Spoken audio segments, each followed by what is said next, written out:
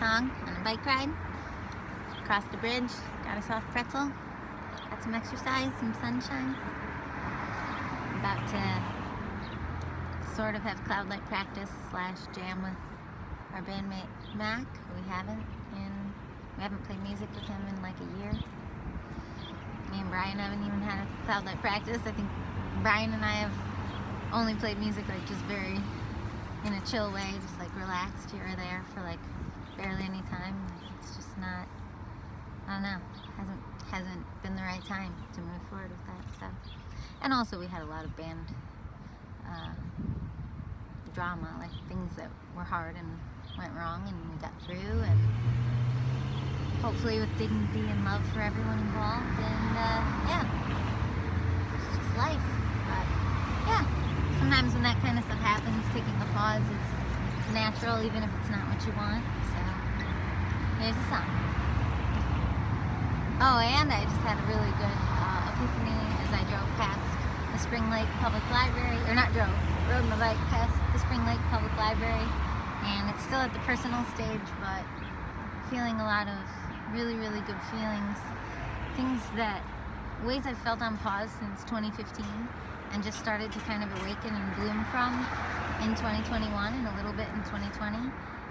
It's like this 5-year incubation phase of lots of overgrowth and lots of feelings kind of tangled up, and sort of getting them sorted out and seeing what goes where. And maybe it's not even about sorting, it's just about everything on its own time. Like everything, there's a season. And yeah, put my purse on my lap because I just leave it behind me randomly.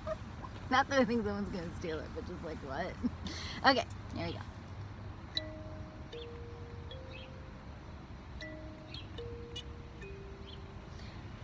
They all sound the same because they're in the same key, and there's only so much I can do with one scale. It's a day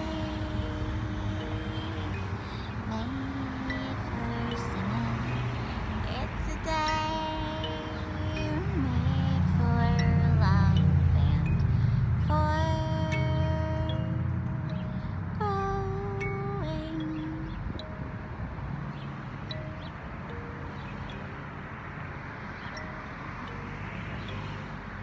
And blue and light,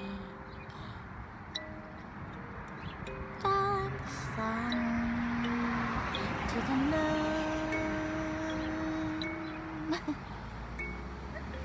to the moon. Little doggie, run in this great big field in the sun. I know you love the moon, and it loves you too. But let's have some fun before we're through being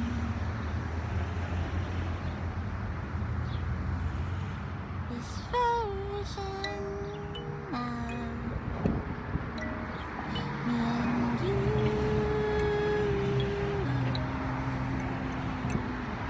This version of me and you, me and you, me and you, me and you, me and you.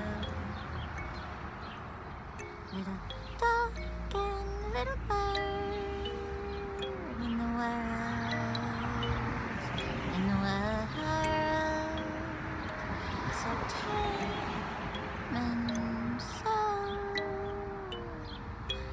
unafraid now to be heard, to be heard, and to be heard.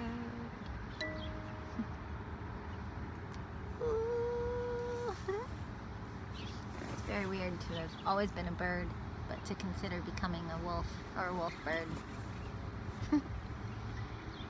That has personal meaning, but I guess I could tell you it. The album's not released yet, but the Cloudlight album, the next Cloudlight album, is called Wolfbird, and my last name means bird, and Bryan's means wolf. specifically like council wolf, glory wolf, fame wolf, all these things, and it's a beautiful last name, Ralph. It also is the root of Rudolph, and you know, like a center of attention kind of thing, but it's not a center of attention for something related to itself. It's a center of attention for its ability to counsel, apparently. It's sort of the origin of the name, Ralph. So it'd be like someone looked up to in a community. And I've seen that in him before, in his sort of quiet, off to the side ways, but also respected. And it's a beautiful thing. I've seen it in his friend group. I've seen it in our music scene. I've seen it in how he can behave inside of my extended family, like with nieces and nephews. He just has a lovely soul that's like a beacon, or like a boat that can hold a lot of people. I can hold a lot of people in my heart, but in an incredibly different way than him. Not specifically, like he can hold people specifically in a way I've sort of almost never witnessed. Maybe the closest is my sister, Stephanie. I think she can do it pretty well too. And maybe she can do it the exact same amount of wellness, but I just don't see it as much because I only know her in a particular way, like our relationship. But I don't know. I got distracted when I looked over and saw my own face, and I was like, what am I talking about? Why am I sharing this? But Bryan knows I love him, and that I think very highly of him, and I think highly of how he shows up in, I don't know how to describe it. It's very different than how I show up. Like, I could be someone that can show up for, I was going to say a million, but more like 100 people, and I have done it through curating and house shows and compilation albums and stuff. But the ways that I show up are usually all verbal and almost always behind the scenes, usually not in person where you feel each other's energy too much. I tend not to like, or not to be able to manage some of the grittier day-to-day. Mine's more like, you know, like a songbird helping you with your song, sort of helping everyone in the same way, sort of peace and love vibes, you know, like just I'll be a light for you, and if you want to talk about it, I can be light with you. But when I used to, like, I think I said this in a recent YouTube video, when I used to try to become available, like when I helped teenagers at that high school, like by giving speeches in the choir class and trying to like mend their brokenness during some traumas they were going through, or when some of them graduated and then they wanted to meet me for coffee later and talk for like 2 hours about their confusions and problems and just things. And I wanted to be there for them. I genuinely did. Each one of them, because I cared about each of them individually. But I learned after about 5 different people wanting that from me that I had to draw a boundary with that. And I felt very mean at the time, but I was like, I can't manage that many one-to-one relationships where I'm tending to a person's heart and soul and mind, similar to like a therapist. That's how I knew I wasn't meant to be a therapist, because I think my soul is a little more wired like a Dr. Seuss, or, well, maybe now that's considered a bad thing, but obviously those few books that were pulled off the shelves are inappropriate and of those times. And just like I was watching the movie Breakfast at Tiffany's, and it's a gorgeous movie, but it was horribly inappropriate that they used, I think it was Mickey Rooney or somebody, probably not Mickey Rooney, but like an American, Caucasian dude playing Asian American. Like, it didn't make any sense why they used to do that, other than just that's what was done in those times, and it's horrible. And of course that shouldn't be done. So, but anyway, that's Dr. Seuss. Same thing, you know, that was of his time. That was what people did to understand things, as they use stereotypes, and it's horrible, especially to today's age. But even back then, I'm sure it was deeply offensive and people just didn't say anything. It's kind of like, it's not like in the 80s and 90s it didn't bother me the way people said, oh, man just means man or woman, when all throughout books people kept talking only about men, and men should do this and men should do that. And I brought it up in 1 or 2 literature classes, and they're like, well, you just need to get over that, Jessica. They just mean men or women. They just mean men to mean all people. And I was like, ugh, like, that's weird. Because, I mean, some of it would sound so clearly like they were just talking about men. And then they acted like it was my issue for not loving that, you know. And that I had to learn to hear it differently. And it's like, it's not that I didn't find that uncomfortable back then, it's just that was a convention of the time that hadn't been outgrown yet by that current time in society. And so if you throw away all of the works from those time periods, you would just throw everything away forever, and that would be like the liberal version of 1984 coming true. The same way I think a lot of liberals were concerned that there was going to be like a conservative version of 1984 where someone like Trump and his cronies would swoop in and say all of these like everything's great, everything's fine about like continuing to just use oil all the way until global warming and catastrophe. You know, we're just going to rewrite it, we're just not going to ignore truth or science. That was like something liberals were terrified of, like a 1984 kind of terrifying thing of rewriting truth. But then on the conservative side, they saw that liberals wanted to rewrite truth to say that all of history is inappropriate when it was a reflection of those times, and there's no way to rewrite something that already happened. There's no way to go back.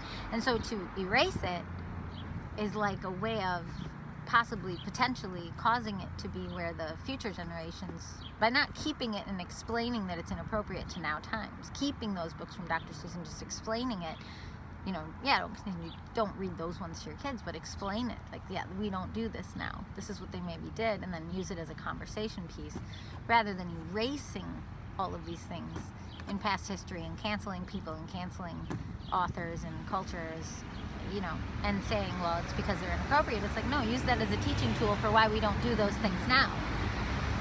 So that's more what I believe. But I tend to fall in the middle on a lot of topics, and that's really inappropriate to a lot of people. They don't like that.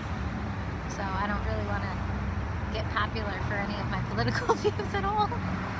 Anyway, always trying in small ways, doing the best I can. Oh, I just found a bike path. Cool. It just reminded me of a time that I ran into our bandmate over there on the bike path. Oh, I was in my car. My old little red car with stickers all over the back. Well, I can't remember what I was talking about, but it was not any of that. Dr. Seuss. Oh, helping people. Yeah, so I tend to want to help people just with concepts. Like those little books when you're a kid, those white books with the shapes, and it says like Miss Sunshine or Mr. Angry or something. Like, I would be more the type to like invent a whole system, like a imagination kind of world, and have the thing that I did while I was solitary, like YouTubing, have the thing that I did while I was solitary and could think straight, help you in a future time or in a different way. And if you need to ever talk to me about it, like, that's something that can give me some grounding, but never been one who can just be open. Like, you know, like that person at a party that can just manage all the energy that's there. I wasn't that. I was off in a corner trying to figure out everything that was going on, overstimulated, and realizing my own possible uncoolness or just weirdness or awkwardness, you know. Oh my gosh. Well, there's a song and some rambles. Bye.